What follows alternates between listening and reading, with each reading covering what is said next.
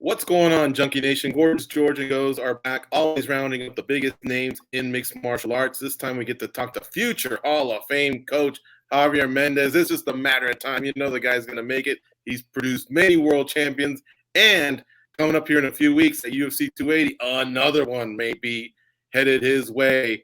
Javier Mendez, how's it going, sir? It's going good. Thanks for having me on board. Has been a while, but yeah, thanks for having me. Yeah, it's a lot funner when we're at Mandalay Bay and you're telling us about all them slot machines or some of your big winnings here in Vegas. I don't remember the last time I won. Might have been the last time I was with you guys. Well, one thing you always do is you win a lot in our sport. And what would this next title mean to you if Islam Makhachev can get his hand raised at UFC 280 here?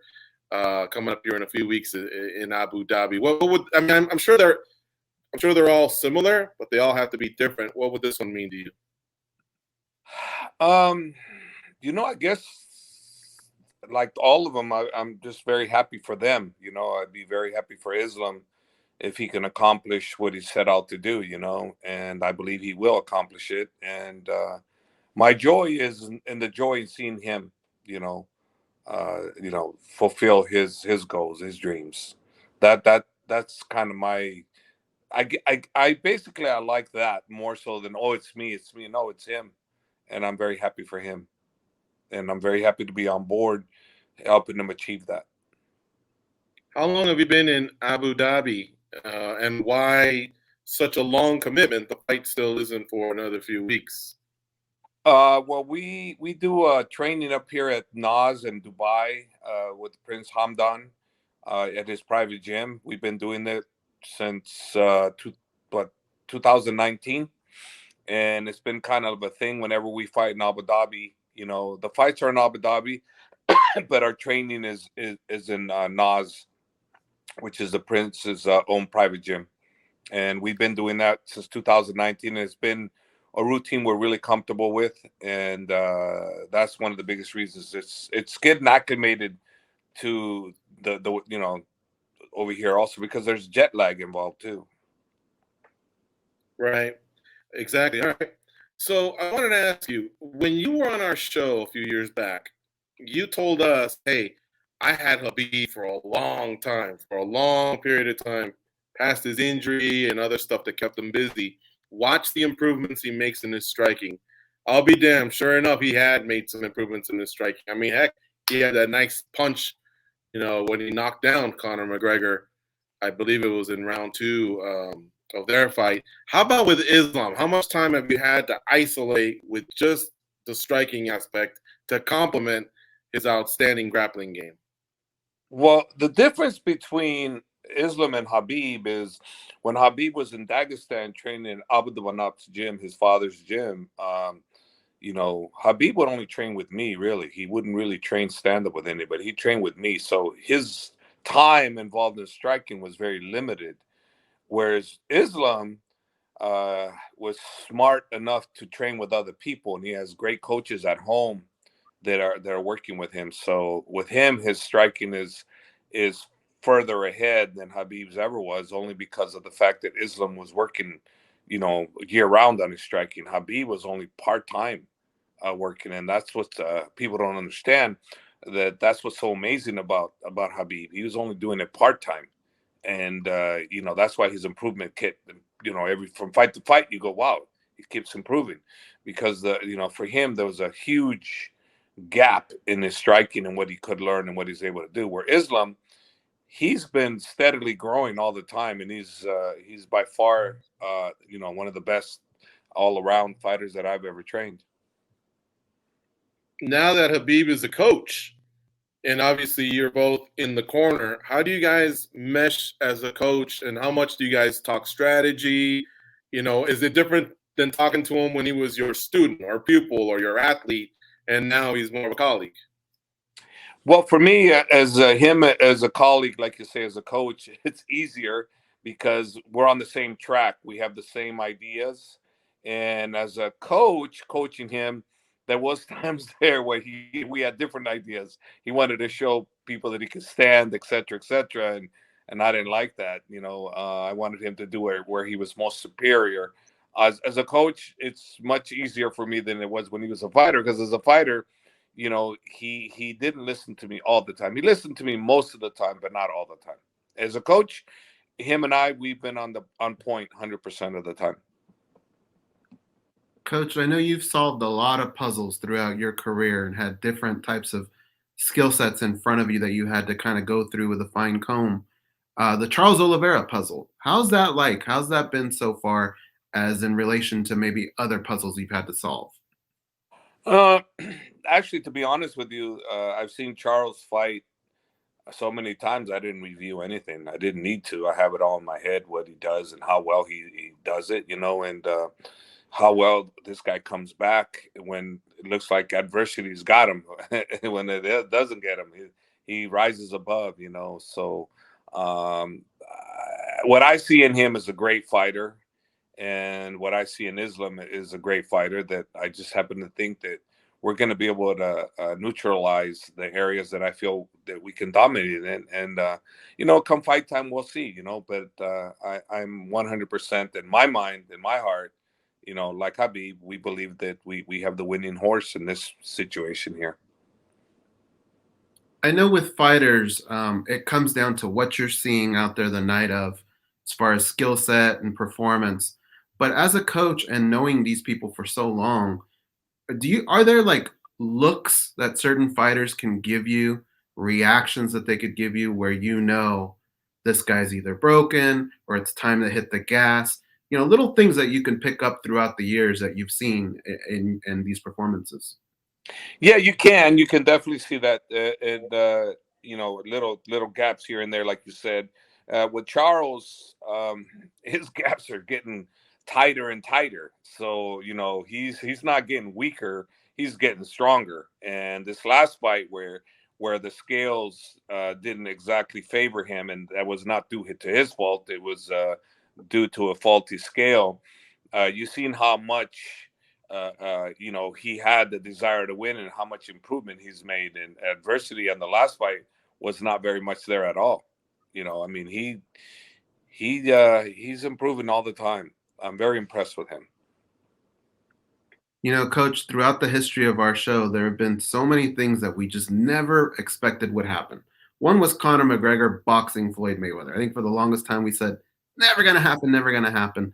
Yesterday, we talked to Jake Paul, and he was talking about going into mixed martial arts. We think it's already amazing what he's done in boxing.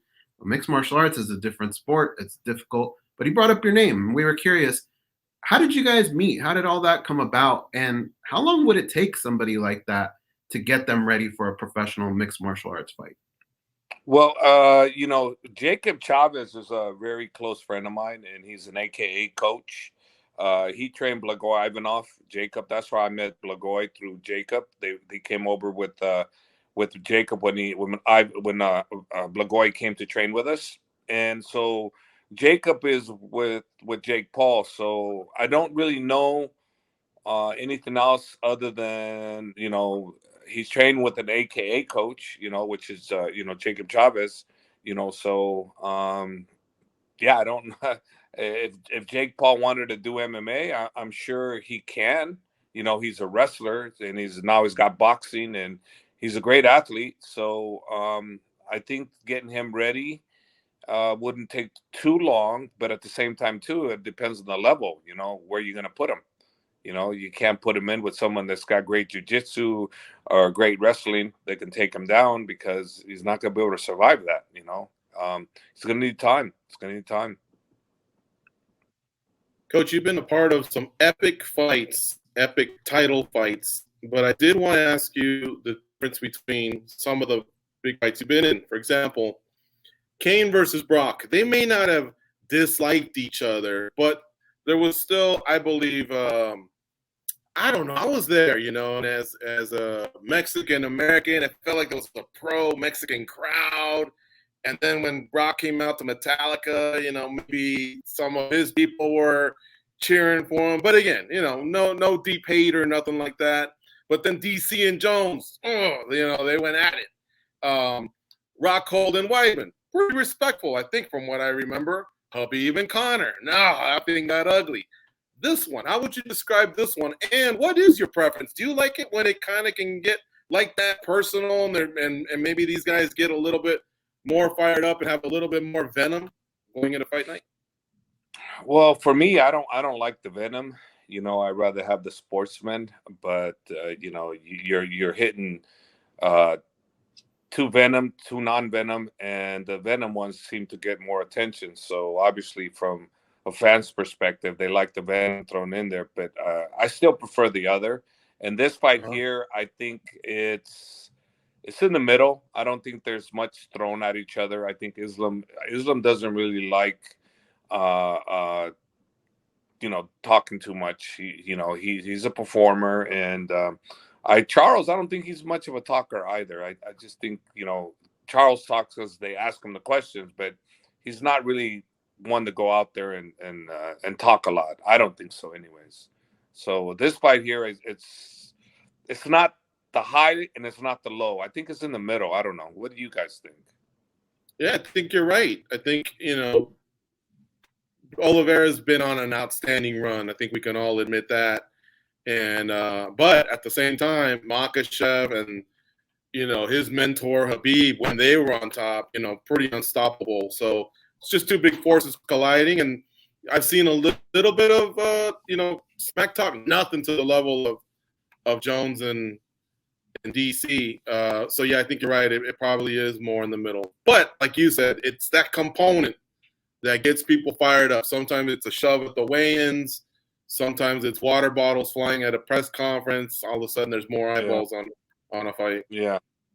It's just that's the nature of the sport, right? And this is entertainment and sport second. It's not sport first, because if it was sport first, they wouldn't allow that to happen, right? So this is entertainment, and entertainment causes more attention, whether we like it or not. And it's like I said, it's not my choosing, but it gets more eyeballs to the screen, which means the players make more money. The players, sorry, they make more money, which you can't hurt, right? Because they make more money, I make more money, I lose more money in Vegas. So there you go. It all rounds out, right? Yeah, exactly. What will be the last thing you say to Islam Makhachev, whether it's in the locker room, after the walkout, or even right before, when you guys are standing on the apron and they're doing the announcements? Do you have anything you say especially to your fighters that's consistent, or each one individually? No, it's always consistent. Stay relaxed. Relax, relax, relax. That's always been my big thing from forever. Relax. Because I know that staying relaxed is a key component in fighting. To your best ability, and that's what I always say. Relax. Always, always. You can always probably catch me every single time. I'm always saying relaxed. Last question. I brought up Luke's name earlier, and I want to bring it up one more time. He fought so courageously in his last fight, and then he pretty much hinted that he's probably done. But then you get the feeling with these combat sports athletes that sometimes that's just an emotional time, and maybe they are, maybe they're not ready. What would you like personally from Luke Rockhold, whether it's to retire or not retire, or if he were to continue fighting? Is there something that you would ask for him just to know that commitment's there? Like the same way, if you'll recall, you're an OG. Dana allowed Chuck Liddell to fight one more time, but he said, man, you got to give me an honest camp. And Liddell came in great shape versus Franklin, but if you recall, his forearm got busted on a block. But other than that, Liddell looked really, really good. So how about you? How are you treating this particular athlete? Well, for me, it's one of those scenarios where, why does he need to come back? Does he need the money?